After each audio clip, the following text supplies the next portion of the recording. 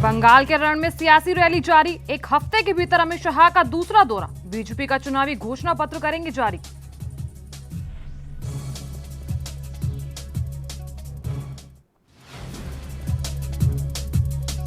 और परमवीर सिंह के खुलासे पर घिरी महाराष्ट्र सरकार। बोले राज ठाकरे, तुरंत इस्तीफा दे गृह मंत्री अनिल देशमुख।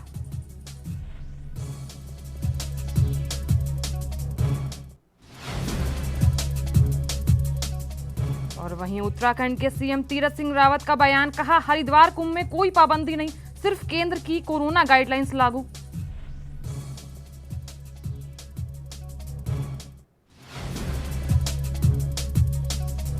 और फिर देश भर में कोरोना का रफ्तार तेज। हरियाणा में 821 नए केस, 3 की हुई मौत।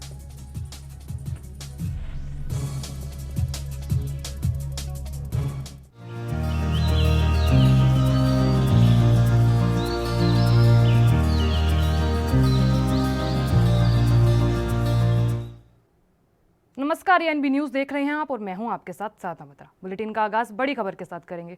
पश्चिम बंगाल में विधानसभा चुनाव के मद्देनजर केंद्रीय गृह मंत्री और बीजेपी के कद्दावर नेता इस बीच चुनावी रैली करने जा रहे हैं। तो बता दें आपको कि आज बीजेपी का चुनावी घोषणा पत्र जारी होगा और इस बीच अमित शाह का आज दूसरा दौरा होगा।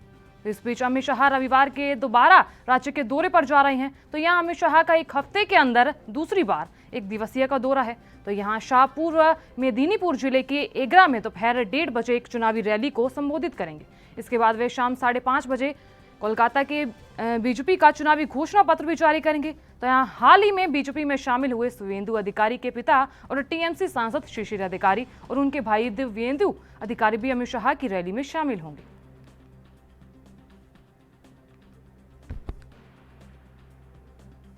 तो यहाँ बता दें आपको कि बीजेपी का चुनावी घोषणा पत्र आज जारी होगा और इस बीच आज शाह का दूसरा दौरा है।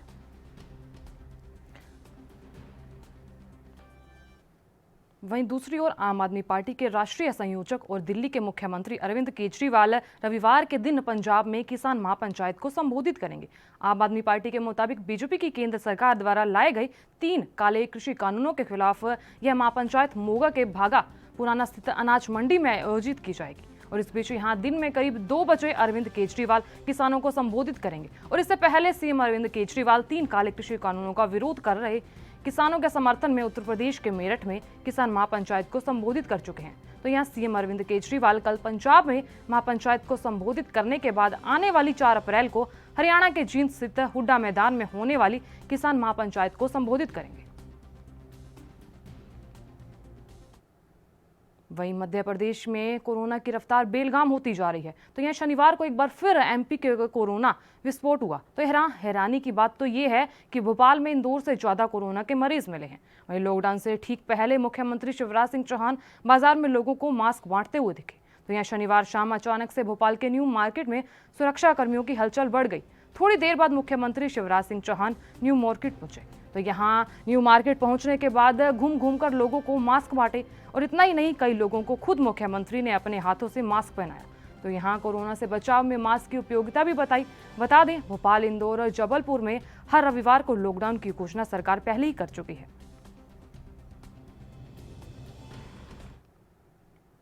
एक तरफ कोरोना वायरस फिर से देश भर में अपने पांव पसार रहा है, तो वहीं दूसरी तरफ महामारी से जंग भी जारी है। और इस दिशा में एक अहम पड़ाव हासिल करते हुए शनिवार तक भारत में 4.36 करोड़ टीके लगाए जा चुके हैं। और इस बीच टीकाकरण के 64वें दिन यानी शनिवार को 7 बजे तक देश भर में 16.12 लाख टीके लगाए गए। और बढ़ते संक्रमण को देखते हुए मध्य प्रदेश और गुजरात जैसे कई राज्यों में टीकाकरण में तेजी लाने की योजना बनाई जा रही है। और इस बीच महाराष्ट्र, पंजाब, कर्नाटक, गुजरात और मध्य प्रदेश में दैनिक नए केस सबसे तेजी से बढ़ रहे हैं। तो यहाँ शनिवार को देश में 24 घंटे के अंदर 40,953 नए केस दर्ज हुए हैं। उस बीच 188 मौतें भी हुई हैं और इस दौरान 23,653 रिकवरी दर्ज की गई है।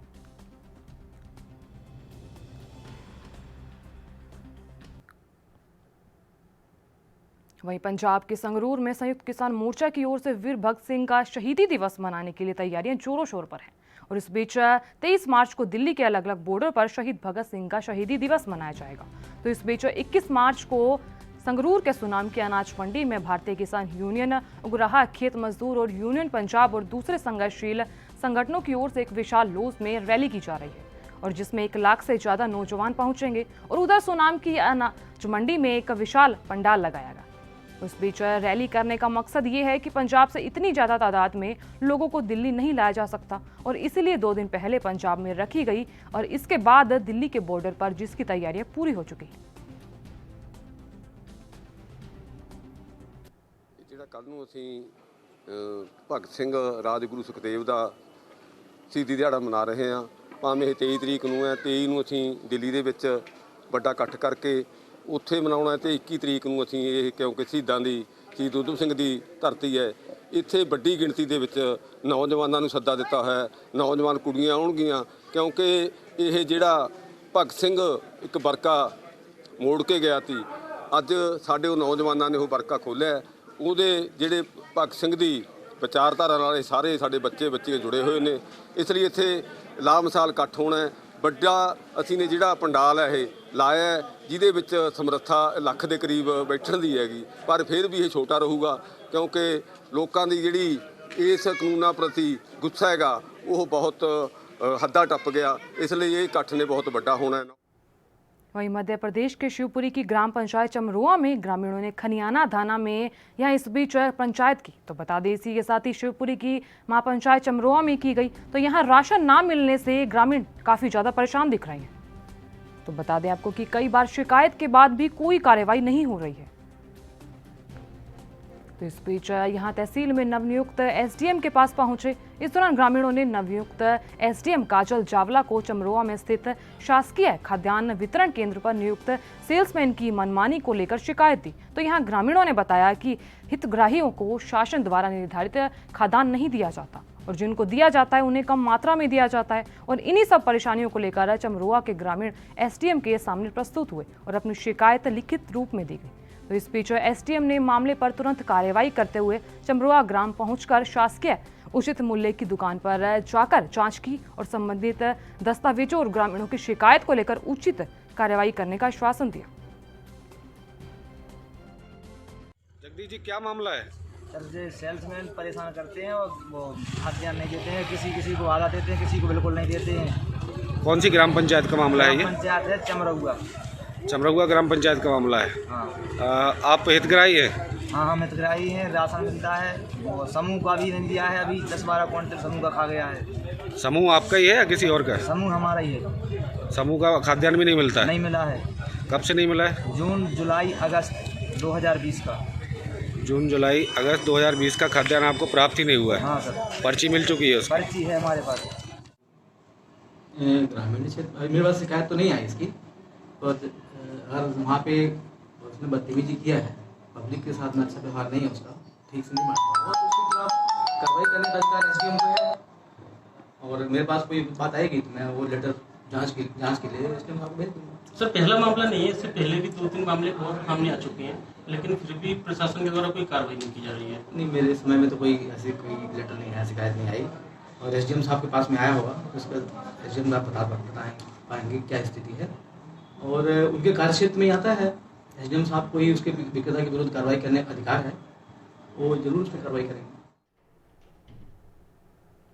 वहीं पंजाब के पटियाला के नारदाना चौक के पास 32 नंबर स्कूल खुला दिखाई दिया। तो यहाँ सोशल डिस्टेंसिंग की जमकर धज्जियां उड़ाई जा रही हैं और इस दौरान मीडिया को देखकर हड़कंप मचा। तो इस बीच स्कूल की टीचर ने कहा कि पेपर हो रहे थे, हम बच्चों को बता रहे थे कि स्कूल बंद है, सरकार के नए आदेश जारी हुए हैं। तो यहाँ 30 मार्च तक स्कूल बंद रहेंगे, जो हमारा काम रह गया था वो करने के लिए आए हैं।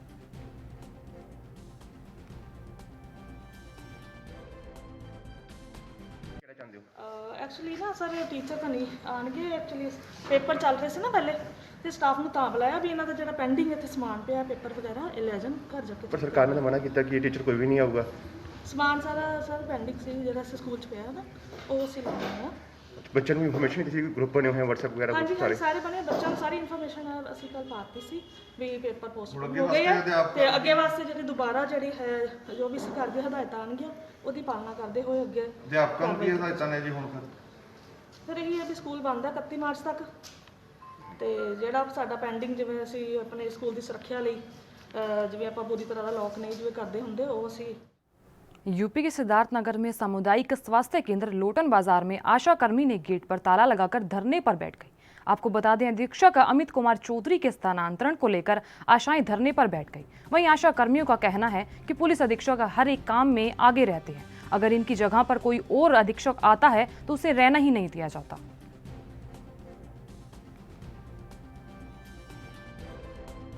मैं ये पूछना चाहती हूँ, आखिर में क्या कसूर है डॉक्टर साहब को कि इनके यहाँ से ट्रांसफ़र किया जा रहा है, ये हम लोग समझना चाह रहे हैं। मेरे डॉक्टर साहब, मेरे MYC बहुत ही अच्छे हैं, जितना भी हम कहें उतना कम है मेरे लिए, बहुत ही अच्छे हैं। 2006 से हम लोग आशा संगनी आशा के पद पे हैं, लेकिन हम लोगों के साथ बहुत ही अच्छा व्यवहार किए हमारे डॉक्टर साहब। ऐसा MYC हम लोगों को कोई नहीं मिला था।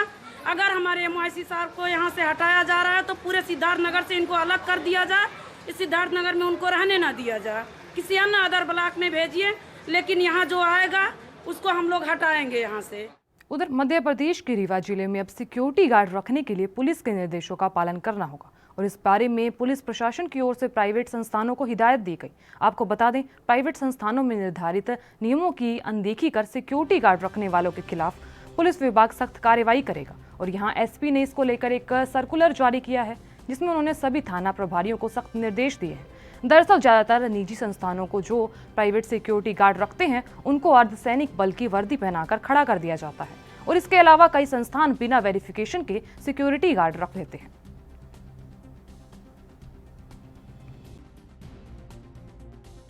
सुरक्षा गार्ड को एक निर्धारित यूनिफॉर्म थी वो पहनने के लिए, साथ ही उसका पुलिस वेरिफिकेशन कराने के संबंध में, साथ ही जो आर्म्स गार्ड रखते हैं सुरक्षा एजेंसी, वो आर्म्स गार्ड कहाँ रखेंगे, किस स्थान पर रखेंगे, किस व्यक्ति के साथ रखेंगे, इस संबंध में पुलिस को जानकारी देने के लिए निर्देश थे।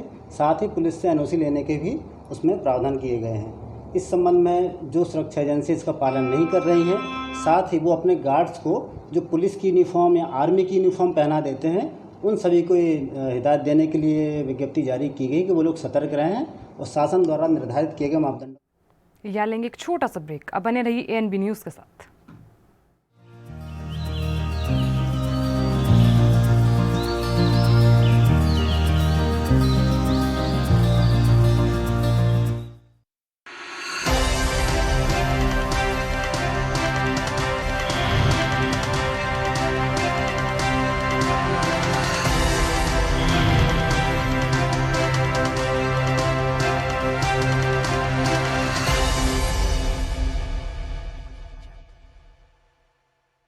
कम ब्रेक और ज्यादा खबरों के साथ देखिए ANB न्यूज़ इन चैनल नंबर पर।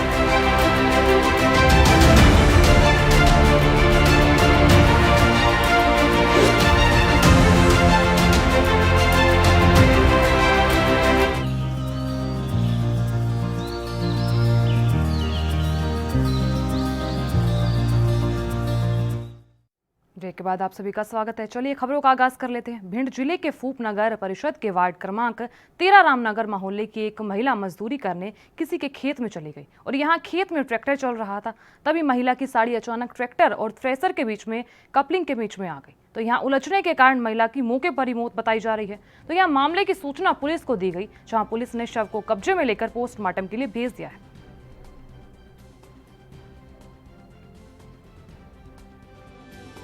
चलिए तब ड्राइवर ने मेरे को बताई, पीछे बोला बात दे के रुको इधर पहुँच गई, तब मैं पीछे से बच के आया था देखने। किसकी सापट में पहुँच गई? ट्रैक्टर के कटर के सापट में।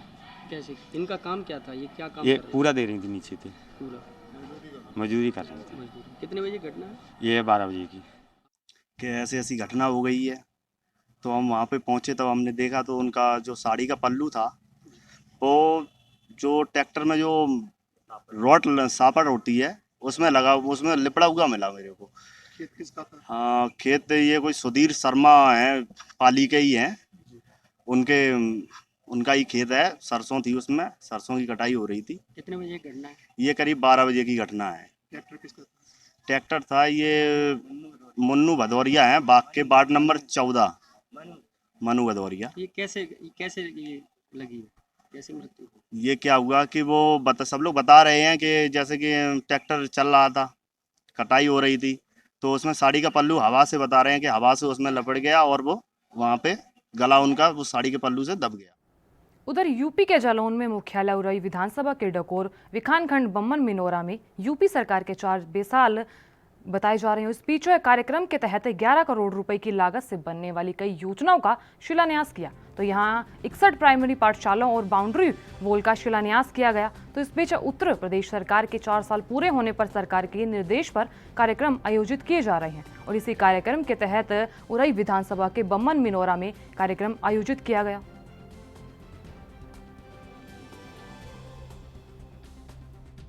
आज उरई विधानसभा का ग्राम बम्मन बिनौरा में 60 उरई विधानसभा के अंतर्गत 60 school, primary school, junior school की बाउंड्री वाल का शिलान्यास शुरू हो गया है। आज से 61 जूनियर और प्राइमरी में बाउंड्री बनेगी जहां टूटी पड़ी थी। आज यहां 32 आंगनबाड़ी केंद्रों का पुनः निर्माण होगा। यहाँ आज 5 करोड़ 39 लाख के 59 सीसी या इंटरलॉकिंग का भूमि पूजन हुआ है। ये 20-21 सत्र के काम यहाँ हो गए। 377 सिंचाई विभाग की पुलिया, पुल, पिचिंग का भूमि पूजन 16 करोड़ रुपए की लागत से आज से शुरू हुआ है। ये काम थे जो इस सत्र में शुरू किए गए। 4 साल होने के बाद सरकार ने इस कार्यक्रम को किया। 4 साल में उत्तर प्रदेश सरकार ने और उरई विधानसभा में लगभग 300 करोड़ के। मध्य प्रदेश में कृषि महाविद्यालयों के बाहर छात्रों द्वारा हाल ही में संपन्न हुई भर्ती प्रक्रिया के विरोध में प्रदर्शन को 1 महीना पूरा हो गया, लेकिन उनकी सुनने को अब तक कोई तैयार नहीं है और इस वजह से 1 महीना पूरा होने पर छात्रों द्वारा अर्धनग्न होकर विरोध प्रदर्शन किया गया। तो वहीं आंदोलनकारी छात्रों का कहना है, जब व्यापम घोटाले की तरह हमारा प्रश्न पत्र लीक हो गया तो फिर क्यों ये भर्ती प्रक्रिया को रद्द नहीं की जा रही। तो यहाँ छात्रों द्वारा प्रदर्शन किया गया है। उन्होंने बताया कि हमारी मांगे पूरी नहीं की जा रही है। तो यहाँ 12 कृषि महाविद्यालयों में हड़ताल पर छात्र बताए जा रहे हैं और इस बीच छात्र यहाँ आंदोलन कर रहे हैं और यहाँ पे तस्वीरों में देख रहे हैं कि किस तरह अर्धनग्न होकर ये प्रदर्शन कर रहे हैं। 12 कृषि महाविद्यालयों में हड़ताल पर छात्र दिखाई दे रहे हैं और लगातार ये आंदोलन कर रहे हैं और ये पूरा मामला एमपी के इंदौर का बताया जा रहा है, जहां व्यापम घोटाले को लेकर कई आरोप भी लगाए जा रहे हैं। छात्रों द्वारा अर्धनग्न होकर प्रदर्शन किया जा रहा है और लगातार छात्र अपनी मांगों को लेकर अड़े हुए हैं।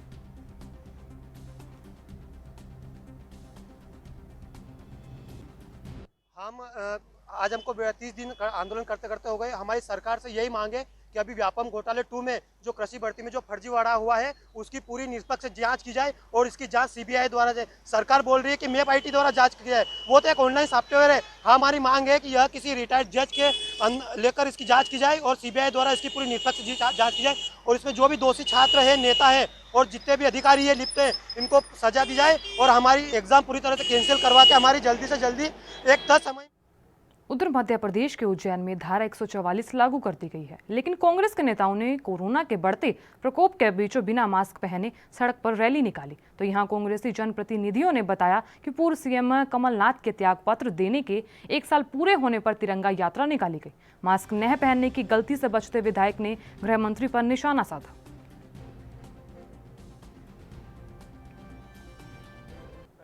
सरकार को भाजपा ने गिराने का काम किया और पूरे हम आज इसको लोकतंत्र सम्मान दिवस के रूप में मना रहे हैं। कैसे रैली निकाली आपने वहाँ से? आपने देखा कि पूरी शुरुआत हुई रैली, यहाँ तक पूरे राष्ट्रपिता महात्मा गांधी के चरणों में हमने नमन करके बाबा साहब अम्बेडकर जी के यहाँ तक सभी कांग्रेस साथियों के साथ ये रैली निकाली और आपने देखा कि पूरे नगर में होकर यहाँ रैली पहुंची है। तो हम बताना चाहते हैं कि जनता के द्वारा चुनी हुई सरकार को कैसे भाजपा ने खरीद फरोख्त करके सरकार गिराई और लोकतंत्र और संविधान की हत्या की।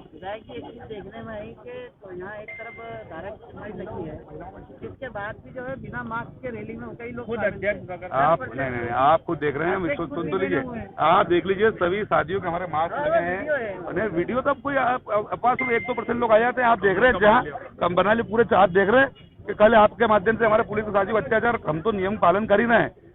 लोकतंत्र में कमलनाथ जी चाहते थे, भाजपा के लोगों ने तो कोविड का अपमान मजाक उड़ाया, कोरोना ही डरोना है, जो अभी गृह मंत्री है, तो हम तो इसका पालन करते हैं। देख लीजिए, अरे आप देख लीजिए, सबने जिलाध्यक्ष ये मास्क पहन। आज बड़ा दुखद दिन है कि इस दिन जो चुनी हुई सरकार को, कमलनाथ सरकार को जो गिराने का कृत्य, घिनौना कृत्य भारतीय जनता पार्टी के लोगों के द्वारा किया गया, ऐसे गद्दारों को सबक ये जनता आज नहीं कल सिखाएगी। और लोकतंत्र का जो घिनौना अपराध, ये लोकतंत्र को गिराने का अपराध क्या है, उनकी हम कांग्रेस कमेटी घोर निंदा करते हैं और आगे ऐसे कोई भी कृत्य न करे, ये बाबा महाकाल से और संविधान में जो साफ और स्वच्छ सभी के लोग यहाँ पे आए।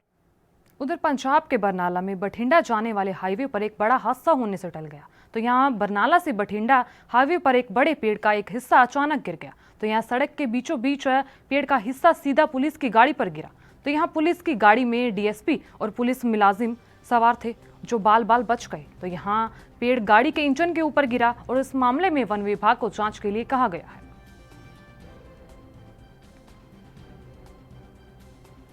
तो यहाँ अचानक पेड़ गिरने से एक बड़ा हादसा होते होते बच गया। और इस बीच बड़ा हादसा होते होते तो बच गया, और लेकिन पुलिस की गाड़ी यहाँ चपेट में आती दिख रही है। तो यहाँ पंजाब के बरनाला में पेड़ गिरने से एक बड़ा हादसा होते होते बच गया। तो यहाँ बड़ा हादसे के साथ गनीमत ये रही कि कोई बड़ा हादसा नहीं हुआ है। और इस बीच पुलिस की गाड़ी इस हादसे में आ गई। तो बता दें आपको कि ये पूरा मामला पंजाब के बरनाला का बताया जा रहा है, जहां बड़ा हादसा होने से टल चुका है।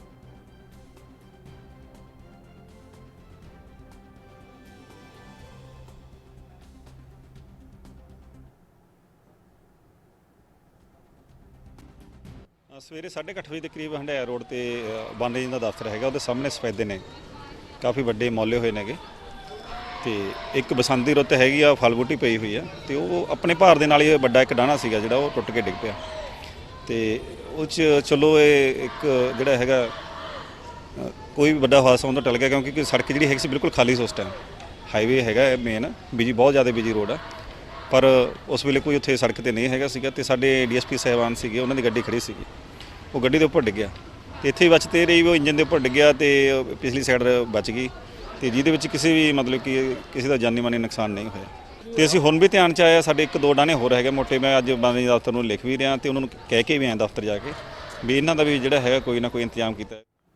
उधर मध्य प्रदेश के रीवा में पुलिस अधीक्षक ने आगामी त्योहारों को देखते हुए जिले भर के थाना प्रभारी और चौकी प्रभारियों की बैठक की। और इस बीच पुलिस कंट्रोल रूम में बैठक का आयोजन किया गया। तो यहाँ अतिरिक्त पुलिस अधीक्षक ने जानकारी देते हुए बताया कि आगामी त्योहारों को देखते हुए जिले के सभी पुलिस अधिकारियों को दिशा निर्देश दिए गए हैं, ताकि रीवा जिले में आरोपियों की गिरफ्तारी हो सके और विचाराधीन मामलों का निपटारा भी हो सके।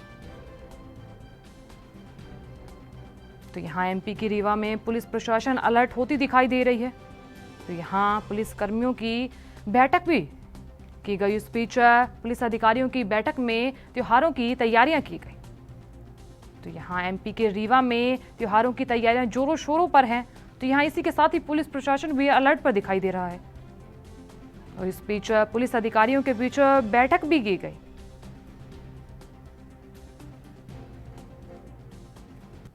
आने वाले त्योहारों के संबंध में सभी थाना प्रभारी मौजूद थे, साथ में हमारे आई साहब और डीआई साहब भी आए थे।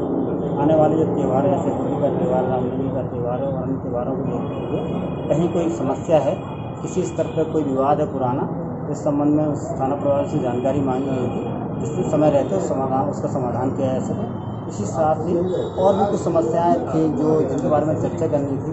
माननीय मुख्यमंत्री महोदय के कुछ निर्देश थे, जिसमें सीएम ऑनलाइन के संबंध में, इसी तरह से CCTVNS के संबंध में कुछ जानकारियाँ देनी थी।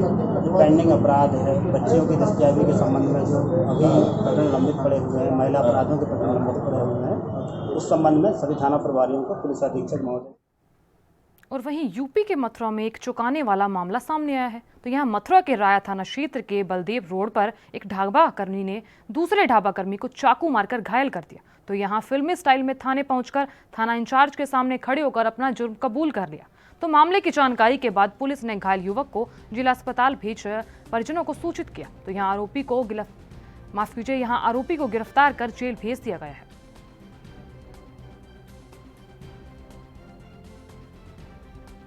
तो यहाँ यूपी के मथुरा से इस वक्त बड़ा हादसा हुआ है।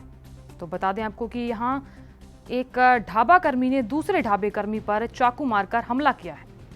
तो यहाँ एक ढाबा कर्मी ने दूसरे पर हमला किया है। तो यहाँ